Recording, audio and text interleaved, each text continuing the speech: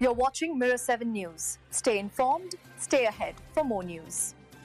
Let me walk you through this fascinating behind-the-scenes story about Jeff Bridges and one of his lesser-known but genuinely daring films, Arlington Road. It's one of those Hollywood tales where creativity goes head-to-head with studio expectations, and somehow, against all odds, the original vision survives.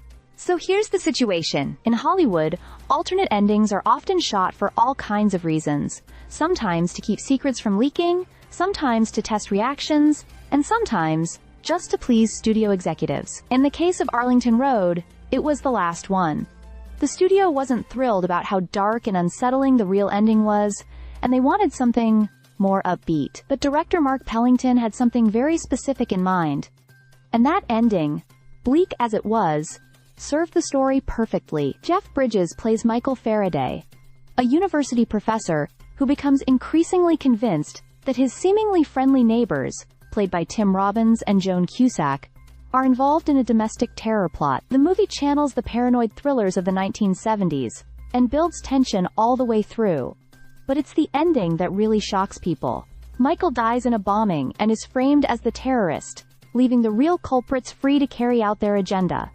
Not exactly the Hollywood happy ending executives love. According to Bridges, the studio flagged the ending as too grim, and pressure was put on Pellington to change it. The director didn't want the story softened, and he definitely didn't want the message diluted, so he came up with a risky idea.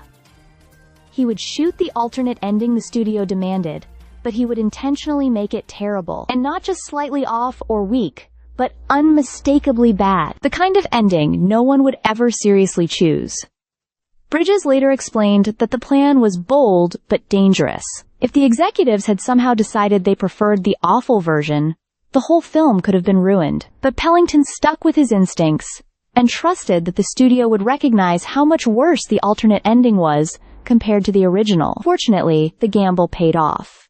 The real ending stayed exactly as intended, and the movie became known for its uncompromising, gut-punch finish.